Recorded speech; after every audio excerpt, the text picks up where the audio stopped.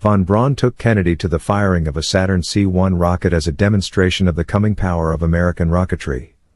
The test, 8 engines firing simultaneously, roaring red-orange rocket thrust out of a test stand, with Kennedy, Von Braun and the visiting party in a viewing bunker less than a half-mile away, shook the ground and sent shock waves across the Alabama test facility. When the engine stilled, Kennedy turned with a wide grin to Von Braun and grabbed his hand in congratulations. The president was apparently so captivated by Von Braun's running commentary that he took the rocket scientist, the biggest U.S. space personality outside the astronauts themselves, on the plane with him to Cape Canaveral.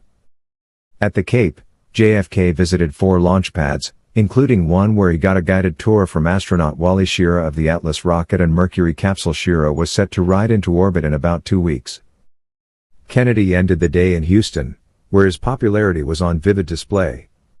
The city's police chief said 200,000 people, more than 1 in every 5 residents of Houston at the time, had come out to see the president, who rode in an open car from the airport to his hotel.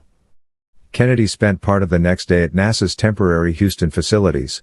The Space Center itself was under construction, including seeing a very early mock-up of the lunar module, then called the Bug. But the emotional and political climax of Kennedy's tour came Wednesday morning at the Rice University football stadium. In the blazing early morning Texas heat, already 89 degrees at 10 a.m., with Kennedy and his party wearing dress shirts, coats and ties, the president gave a speech designed to lift the space program up and out of the political squabbles and budget bickering that was starting to beset it. The United States was not built by those who waited and rested, he said. This country was conquered by those who moved forward, and so will space. Space didn't just create the opportunity for knowledge and adventure, for American destiny and American values. It created an obligation to reach for the moon, and to reach beyond. That is the point of the most famous passage of the Rice University speech. We choose to go to the moon. We choose to go to the moon.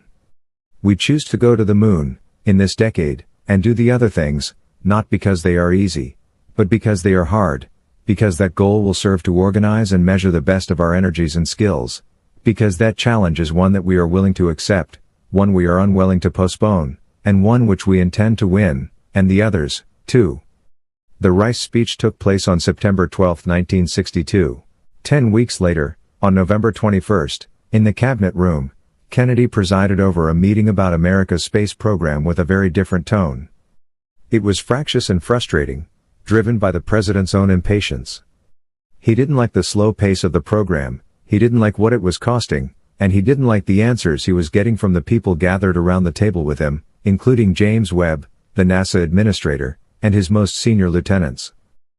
Ostensibly the occasion for the meeting was to hash out whether NASA and Kennedy were going to push Congress for an extra $400 million for Apollo before the next budget cycle. Not even the NASA people agreed about the wisdom of that. The poetry of the Rice speech, the vision of the future it expressed, is nowhere to be found in the Cabinet Room that Wednesday. We know this because, although the meeting was private, Kennedy had a secret taping system installed in the White House, as FDR had, as LBJ would, as Nixon, most famously, would. The recordings preserve 2 high-level conversations about space that reveal a very different Kennedy attitude about the race to the moon.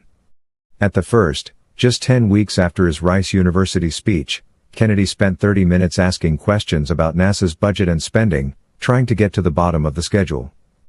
Gemini has slipped how much? He asked. To much laughter, there were 9 people in the meeting besides the president, 4 of them space agency people all too familiar with countdowns and launches that frequently slipped. Webb responded, "This word slip is the wrong word." To which Kennedy says, "I'm sorry, I'll pick another word." Webb had been telling Kennedy that a moon landing was possible in late 1967, but was more likely in 1968. Kennedy wanted it sooner. How do you move it back into 1967? Would the $400 million they were there to discuss do that? How about early 1967? What would that take? Kennedy seemed puzzled that more money wouldn't necessarily make it happen sooner.